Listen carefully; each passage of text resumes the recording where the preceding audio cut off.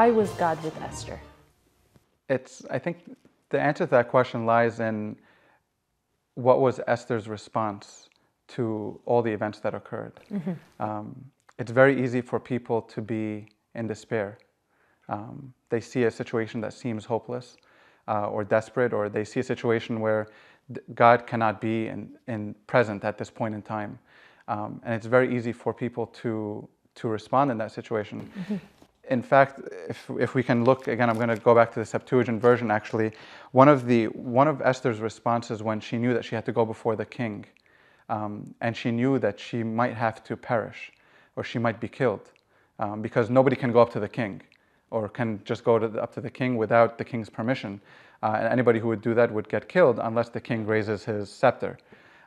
So Esther knew that she had a very high likelihood of dying, but when she was in that ultimate despair, one of the key verses here in the Septuagint version says that, "And Queen Esther, seized with the agony of death, fled to the Lord for refuge."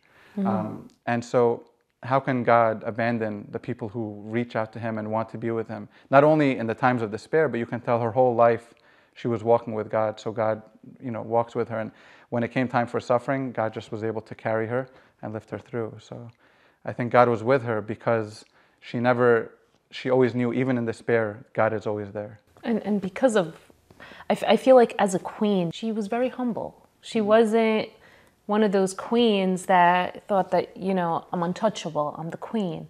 But yet she still cared for her people. She still cared for Mordecai. Some people, once they reach that position, whether even it's a position in a job and you become a director or whatever higher up position, you kind of forget the people that are lower than you, which I think sometimes by nature, I guess it makes you have that sense of power. But yet she was so innocent and so faithful and still so humble to everyone that was around her. And I feel that was also something that, God does use the humble ones. He uses Saint Mary to be his mother, to become the mother of Jesus. And so he picks the humble and the faithful, but yet faithful ones.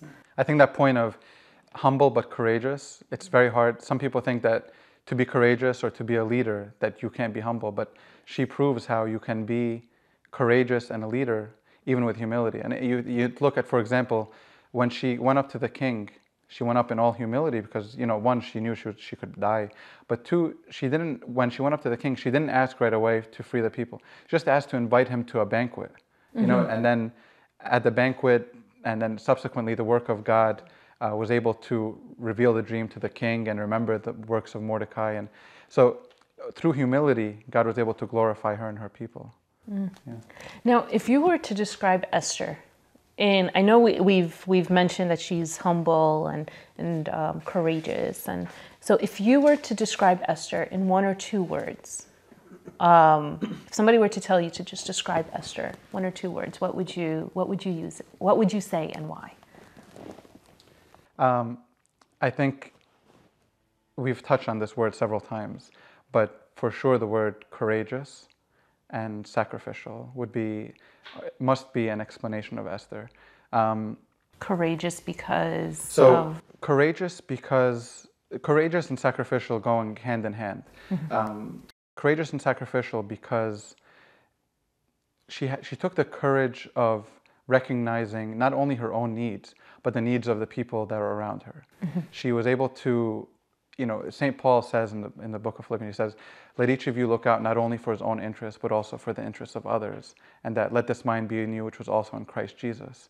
And even though, our salvation through Jesus Christ was not yet accomplished at the time of Esther, she was able to fulfill that, ability to look out for the interests of others when she saw that the suffering of her people, and she was able to respond to that in a courageous way too.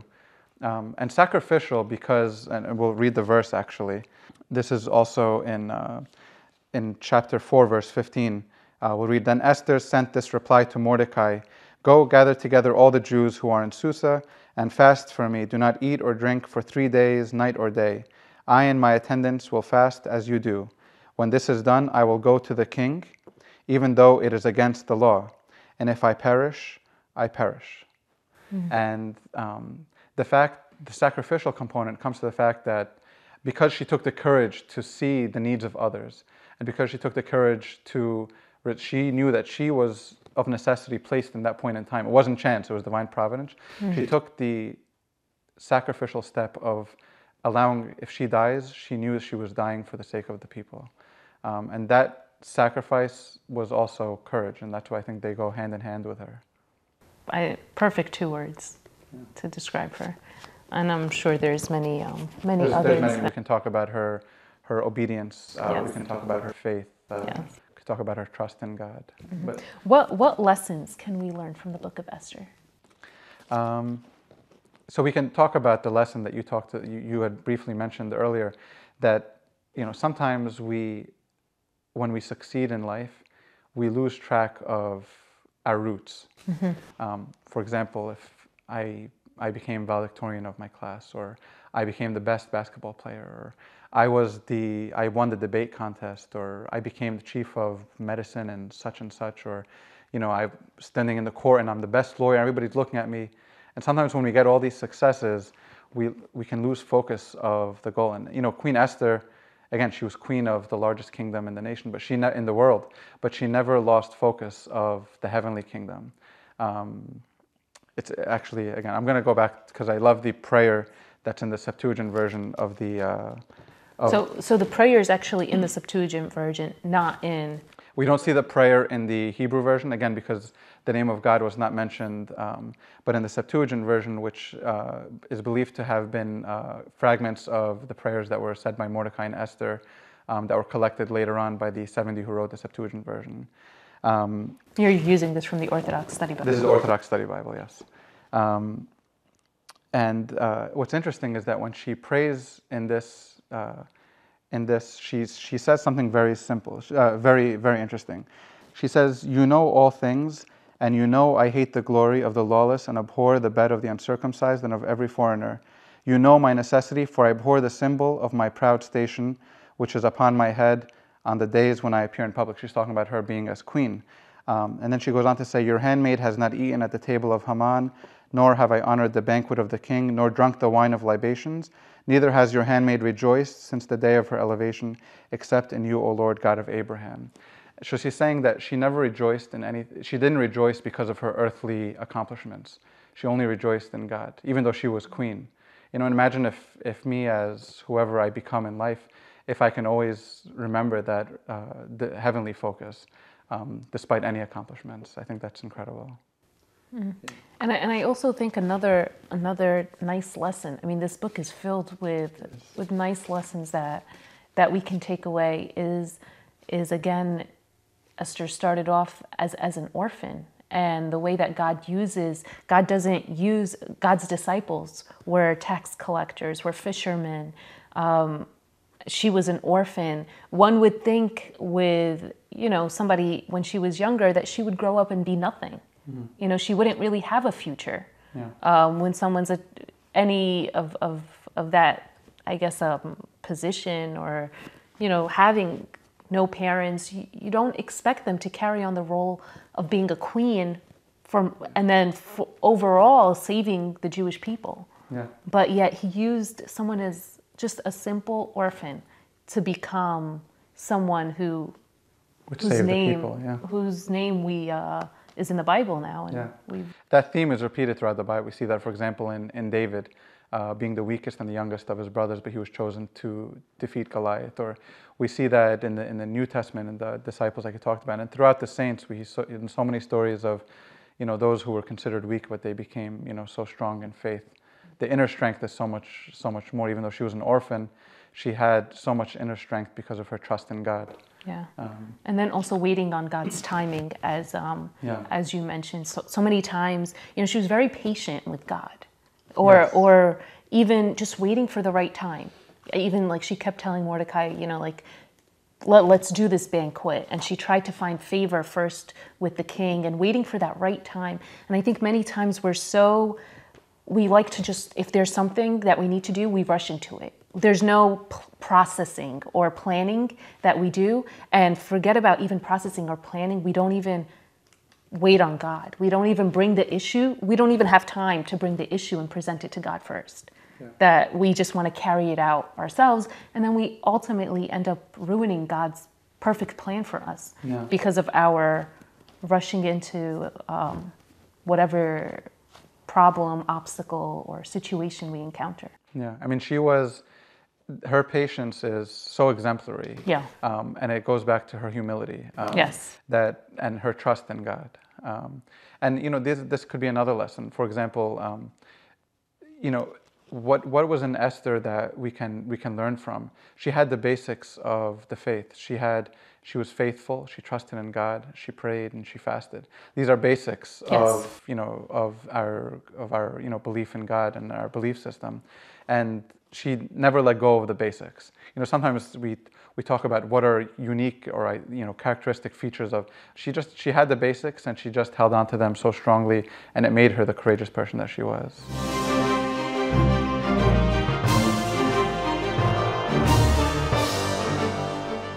Now, what hinders people from walking in God's plan for their life? Yeah, that could be so many things, but if you go back to the conversation between her and Mordecai, and going back to the concept of divine providence, sometimes we don't realize that God placed us in this life at a certain point in time for a specific reason. You know, maybe God placed me in this classroom next to this person because this person is struggling with a conflict at home or conflict with their parents, and I can help them. Or maybe I'm suffering with a conflict, and God placed me to be, in this home, in this classroom next to this person who's going to help me. And it's if we think it's chance, we're never going to realize God's work. But if we realize that God has a plan for us, if we trust in Him, then we can see that more clearly. Esther, if you see her, even in despair, she was able to trust in God. But sometimes we see people in despair. God appears hidden. Why would I even look for God when things are going bad? Things are going bad because God's not there. And it's easy to say that. Yes. And even in success, sometimes we say I'm successful because I did it, or this is my accomplishment, and we forget to look at God. But if we can learn something from her, is to, whether in despair or in success, or God is always there with us every step of the way. And for those who see Him, it becomes even more of a glorious thing because they see God's work in every step of the way. Yeah. Very nice. Very true. So I have a question here. However, I want to start off with a psalm, and it's from Psalm 73, where King David says, "This is what the wicked are like." Psalm 73, starts from, I believe, verse 12. "This is what the wicked are like, always carefree. They increase in wealth. Surely in vain have I kept my heart pure. In vain have I washed my hands in innocence." So when I read this, initially I could see David here wrestling with the fact that he does not see justice always being carried out. And instead sometimes he sees that the wicked prosper and the righteous are the ones that are often being plagued, if you want to say. And I guess in a similar way, we can say Esther and Mordecai have been doing what was right all along, but yet Haman was the one that was at a point second in command to the king. And then Haman, who was very proud and arrogant, as we said, and bitter also, was successful at a point in his plot against executing the Jews. So finally, at the end, there was that twist of events that took place. But my question to you is, through what David was wrestling with, that the wicked sometimes prosper, but the righteous are often plagued. How can we see justice in a situation where you currently see injustice? For example, what's going on in the world today with Iraq and the Christians that are being killed and slaughtered, which complete injustice. Completely injustice. In Egypt, in our own, where our Coptics have been persecuted for years. Again, complete injustice. But yet, you see it, and you see that the innocent and the ones that are innocent are almost helpless, but yet the ones that are murdering, and you see them being successful in what they're doing. So how can we remain faithful, or how can someone have this faith where they see that the injustice is prevailing, yes, in essence? I mean, that's always been a very difficult question to answer, because a lot of times we don't have an answer for that. What we always look forward to is the ultimate justice, which is the saving grace of God. That the heavenly glory supersedes any earthly glory that these victors will have. Our only answer can come from a few examples that we have. I know, for example, if we read Genesis chapter 50, verse 20, when Joseph's family finally met Joseph, and they felt bad for everything that they did, Joseph responded to them and said to them, and this is Genesis chapter 50, verses 19 and 20. So Joseph said to them, "Do not be afraid, for I belong to God. But as for you, you meant evil against me, but God meant it for good, in order to bring it about as it is this day, to save many people alive." And so Joseph said, "You meant it for evil, but God meant it for good." His brothers did injustice to him. They meant for him to be killed. They didn't want him to be living because they were jealous of him. But God meant it and used it for good. So oftentimes we see injustice, and we so passionately want to see justice carried out. We want to see those criminals or those people who are killing brought to justice. Yes. And sometimes we don't see it. How many years went by before before Joseph's brothers met him again, or before Jacob met him again? That did they see justice, or how many years did Joseph go through to see justice? He went through a lot. And we see that time and time again. We can talk about the story of Lazarus, for example. I'm going to raise this in a different point, that Lazarus died, and it took 4 days for a stench to develop before God raised him. That sometimes we don't understand, why did Lazarus die, and then we see that God allowed Lazarus to die, even though his sisters loved him so much. And then God raised him up after 4 days. But we don't understand why, and sometimes we don't see, this is not an example of injustice, but it's an example of, how God works, yeah. And we see this time and time again throughout the Bible. We see it time and time again throughout our lives. And we can only rely on God's justice and His mercy.